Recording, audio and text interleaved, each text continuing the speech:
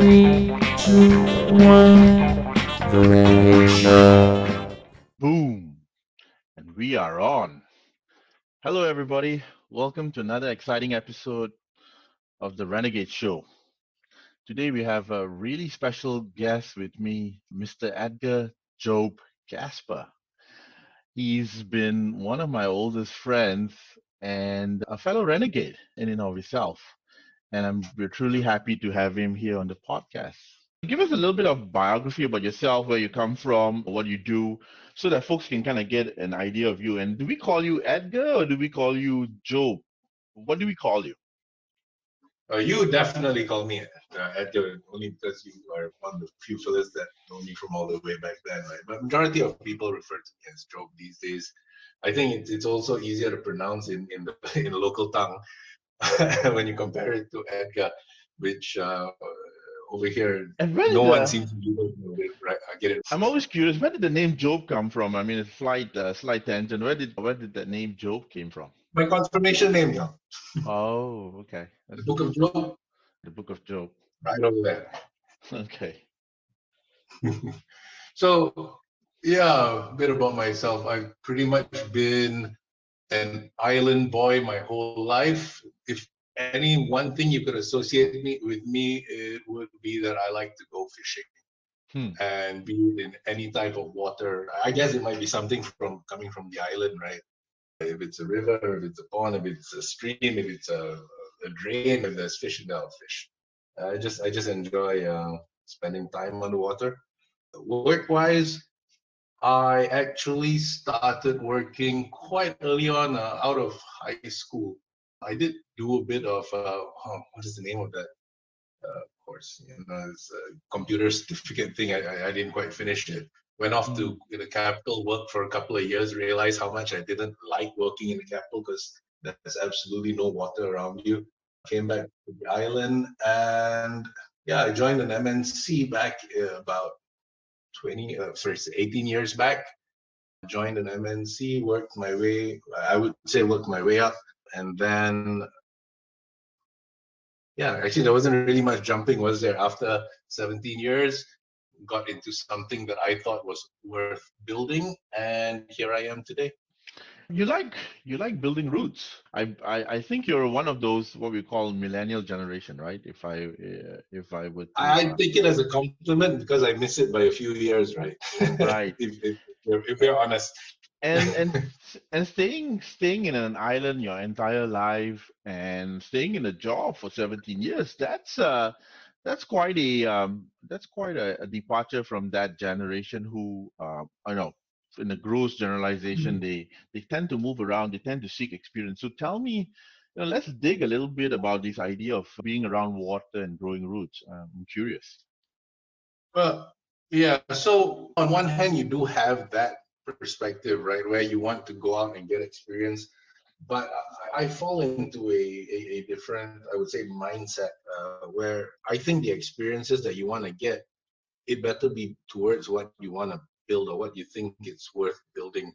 And I'll take an example, right? One of the many roles that I played in my corporate career would have been as a trainer. And some of my hobbies include certain things like I do a lot of hobbies. I'll probably talk about that later. But one of the things I do and I do quite well is like 3D printing and stuff like that.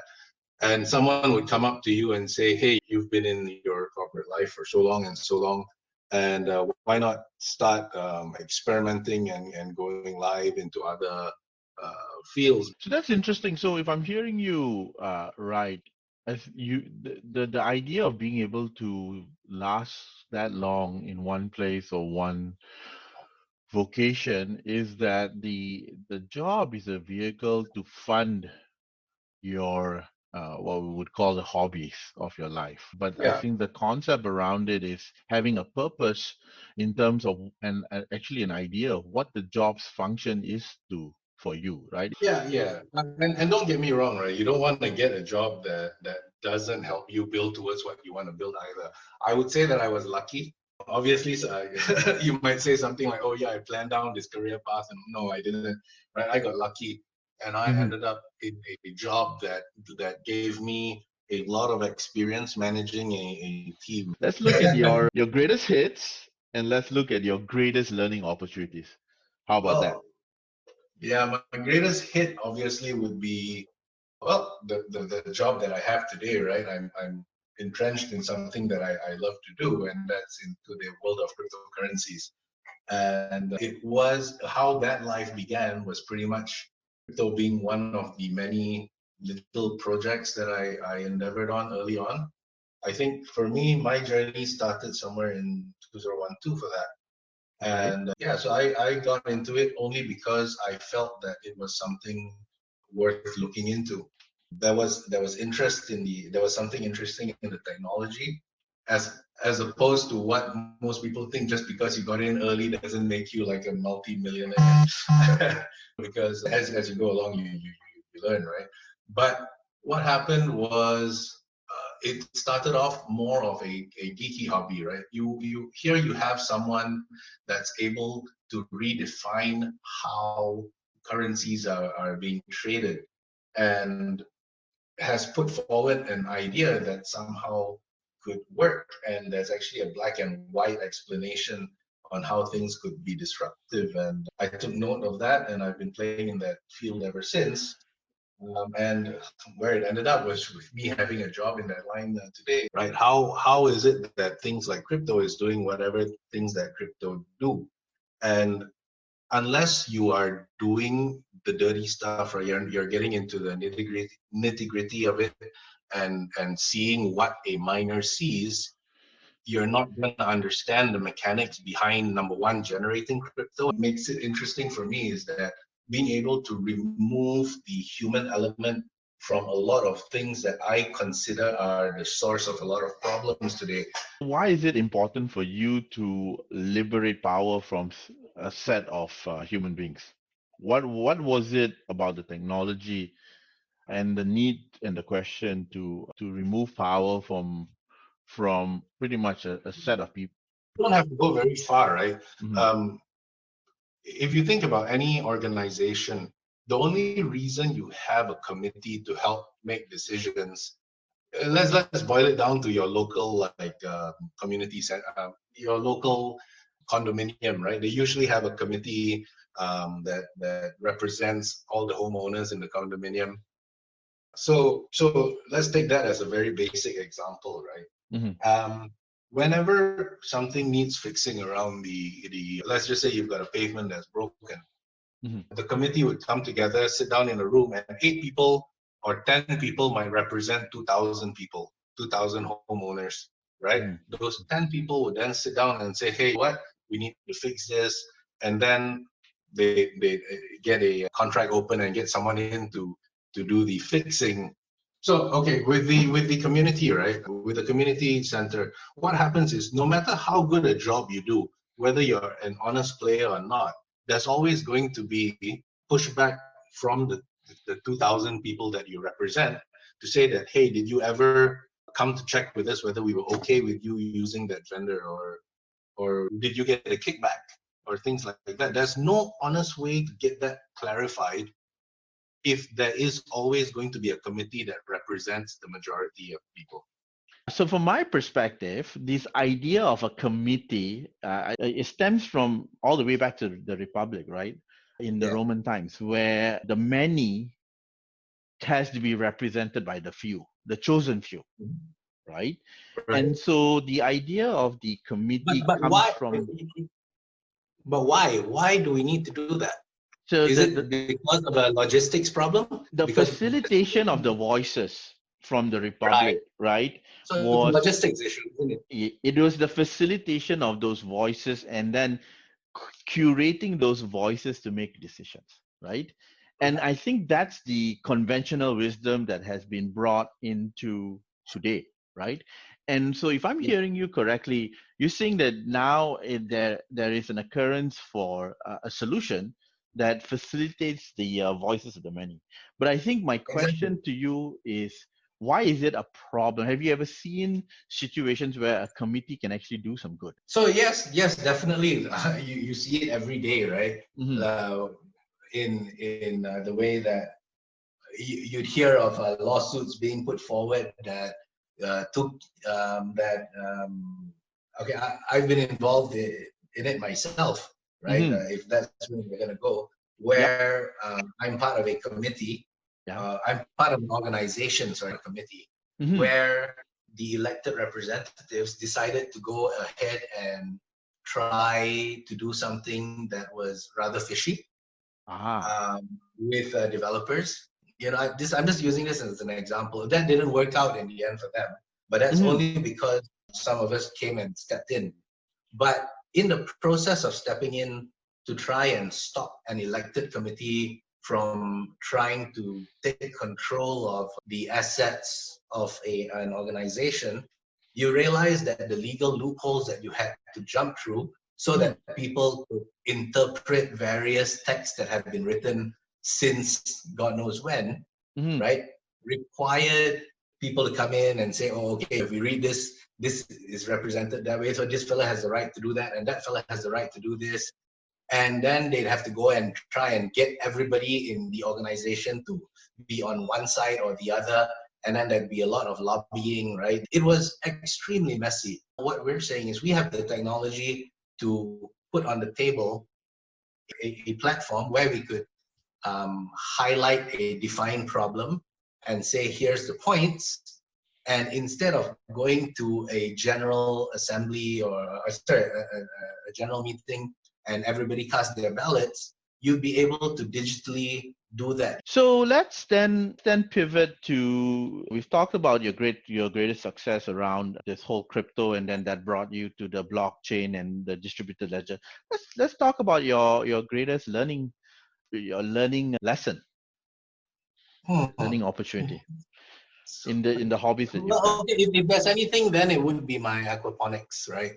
I'm actually quite heavily into aquaponics and urban farming. And if anything, I'm on iteration number 7 or 8 of my entire system. So tell us the vision of, for those listeners who don't know what that means, and what was your vision, what it does, and what were the opportunities for learning you've encountered. Now you're on iteration number 7. Well, I mean, so the bottom line is the question of how many square feet of space do you really need to generate enough food for a family of 1 or 2 or 3 or 4 to live on, or to supplement their diet, right? And how much can you output? Yeah, that was a question that needed answering. So what I started off with was a 10 foot by 10 foot square, and I laid out my plans on what plants to plant and things like that. And you'd follow the path laid out by everybody, and it's not a great example because at the end of it I learned, but of course in my current iteration all the problems are fixed, right? It's more of not being discouraged by the failure of the first system. And how did it fail, the first system? Why did you consider that a sorry? Yeah, wrong type of fish, wrong space, but I went ahead and did it anyway. The fish, I mean, it grew really well. I had like tomatoes and stuff growing, and then the fish started killing each other. And then you learn that, so you learn that you have to go out there and talk to people, right? And get some insights into why your fish are killing each other.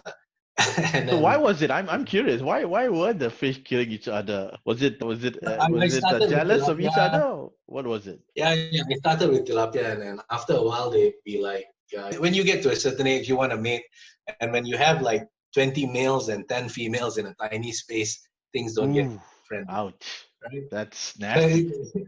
It boils down to something. So what I've ended up with right now is like a system that's running on catfish, which are like the laziest fish in the world. Oh. And it runs.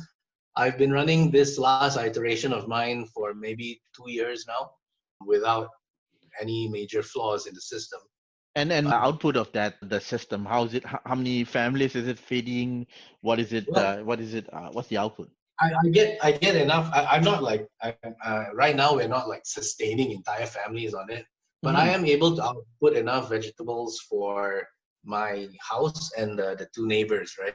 To constantly be able to harvest like if I wanted at least one solid dish of vegetables a day, that's without a doubt I can generate from about, this is about 15 feet by 10 feet of space. Mm-hmm.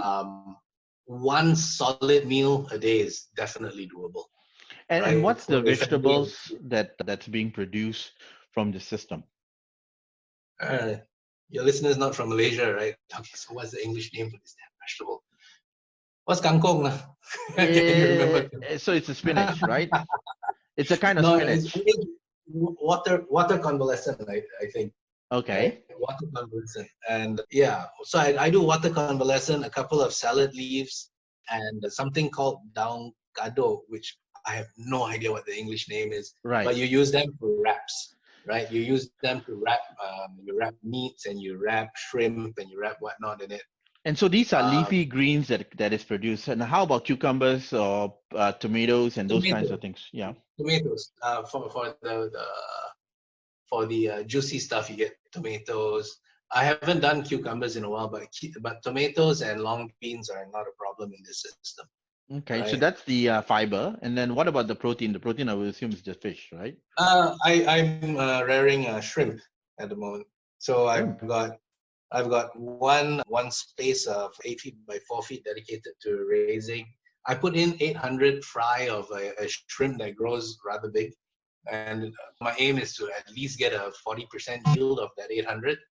If that works, if you can pull a 40% yield of that shrimp, the expected time, if it works out well, is supposed to be within 6 months. Mm-hmm. That should be a substantial amount of protein from the system. But this system that I'm on doesn't like produce X amount of protein a day, but you could theoretically stagger it to do that if you really wanted to, right?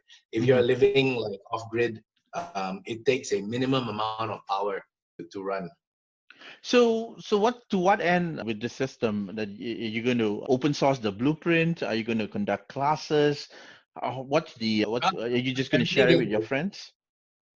Yeah, no, I already get like folks coming through that I've had like kindergarten classes or young primary schools kids coming over with their parents and walking through, and that's it's enough to sow the seeds of to get people interested in it, and I think that's enough for me.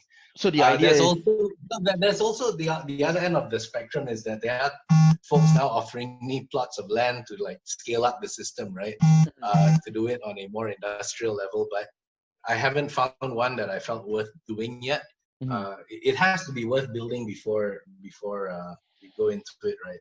Okay. I have my eyes set on maybe running a urban community center level plot where you'd get the Taman, the area that we live in, right? Yes. The Bunsu area. So yeah, I've already begun talks with the folks there on a plot to see if we could get a community center going where we do both aquaponics and proper in the dirt type farming for the community locally, and that's actually what I would like to build this up to, right? And the experiments that I'm doing at home right now are mainly to get the understanding of the knowledge to actually be able to execute, right? Everyone can just go up to these folks and say, I want to do this and I want to do that, but my aim is for them to be able to come over, walk into my house and say, here's what I want to do, and I want to scale it up for the community here, and can I have that plot of land? And at least then I can confidently say that I can say that I will be able to do what I say, I'd like to do, and instill the confidence in them that if they're gonna dedicate this plot for the community, then it would be in good hands. Yeah. So as we wind down this episode, what are the things that you think our listeners could benefit from learning the experiences you've had, being someone who grew roots, someone who used his career to fund his hobbies, and then someone who's had some really great success, right, in the crypto space around your hobbies, and also the greatest amount of learning opportunities in your aquaponics? What's the techniques or the tips or the thinking methods that you could share with the folks here if they wanted to embark or is thinking of embarking of a life like this? Well, I think that the first question you ask yourself is, do you have a hobby? And if you don't have a hobby or a passion right now, then that alone is probably something that that needs to be addressed, right? But how does one actually find a passion or hobby? Because there are a lot of people out there who, maybe for whatever Yeah. circumstances in their life, haven't been able to have either the ability, the opportunity, or even just the know-how to enjoy a hobby. How does one get into Yeah. that, right? So, Yeah. so I feel like I mean, we don't have enough time for me to go into the detail of that. But I think that this is a fundamental problem with society today. Mm-hmm. That I agree. that have you ever noticed that there are folks that don't know how to retire? And hence the question, right? How does Yeah. one cultivate the hobby? Because in this rat race world, and that's, I think, is the essence of why I believe you are on this pod, right? Because we're Yeah. living in a world where people actually don't have the opportunity to understand what gives them pleasure beyond some sort of a return, right? And so I'd like to dig a little bit in terms of, what kind of perspective you could give for people to actually get on this idea of developing a passion for hobbies. You just need to ask yourself what's worth building to you, right? What is worth building for yourself? And Mm. when you identify what is worth building, then you need to understand what the tools are to get there. And from there you could probably define that, oh, okay, I could probably need to learn something in this particular field and find a hobby in it, or what. It's not an easy question to answer, to be honest, and I think not everyone gets to answer this question as easily as it may not. It may just be an inherent thing that folks have, right? Where I don't think you so, though. cannot pull, So I don't think so. because So you see, it falls back to the question of what is the standard path everyone takes. And mhm, if you look at the standard path that most people drive for, there is no place for passion, or for hobby mm, anyway, I right? agree with that. And there's always the need for your passion to be in line with your success of Yeah, what you're doing today. yeah. And that I think is a fallacy, right? You cannot only start sowing the seeds of passion for what you want to do in the later years of your life after you've made success in whatever you're spending your passion on right now. Because when you reach that old age, when you finally can sit down and enjoy the fruits of your labor, and you haven't yet sown any seeds of passion for what you want to do in that time, then it's going to be too late, because no amount of money is going to best buy you the best gear for you to go and start learning to play with the rest of the guys that are fishing that you want to join. You see this every day, Kel, in communities that I'm in, where you'd see a retiree join in, and they've been very successful in their life, and now they realize that fishing might be something that they want to do. Hmm. And then they go out and they bust a few $1,000s on the best gear out there, but they don't find themselves enjoying it, as Mm. because those seeds were not planted early on. They had no time to grow roots. And when you try and rush to sow some seeds of passion after the fact, I don't think you ever get the full experience. And that's the tragedy in the world. And I think that's the takeaway that I'm hoping the folks listening today on this podcast can take away, right? That some things are worth building, some things are worth sowing at the early stage with the expectations of the return to be only for the pure pleasure and joy that it brings you, right? And what I see in the world out here is we've got a lot of special interest groups that actually, once you've found the joy of fishing, you can go fish with them. Or once you find the joy of basket weaving, you can go create, join basket weaving or pottery. But how one gets into that to begin with, there's no support group around. How do we cultivate hobby skills to begin with? How do we cultivate homebrew skills? Those things, they don't exist in the world, right? So for someone to kind of find the joy of fishing, there needs to be some outlet for people to even be introduced to fishing, right? And actually find that passion. And I think that's what's missing in the world, from my perspective. But I Yeah, fully I agree mean, with your point. we're all getting passionate about the things that we are being told to get passionate about, but not the things that we want to get passionate about. You got it. And that, I think, is the rub, right? We are all being told about the things we should be passionate about versus the things we want to have passion around, right? And that's the rub. I think if we were to kind of wind down the show today, I think that's the rub. I think that's the one piece of advice that I think is really valuable from this podcast, to recognize that passion actually comes from what you want versus what others tell you passion should be. That's interesting. So in the final minutes, do you have anything else in terms of your wish to our listeners, or what you would like to see in the world as we wind down this episode? Yeah, and back on that same topic, right? Just you got to think for yourselves, especially in this day of where social media tells us how to think. I think we really should start thinking for ourselves again. It's going in that direction, right? Yeah. Okay. Yeah. And so with that, thank you, our listeners, for listening to this podcast. Have a great life and live with passion, and get a hobby. Maybe try fishing. Get a damn hobby. All right. And don't tell me your hobby is shopping. If I've ever asked you. Okay then. Bye-bye. Bye-bye.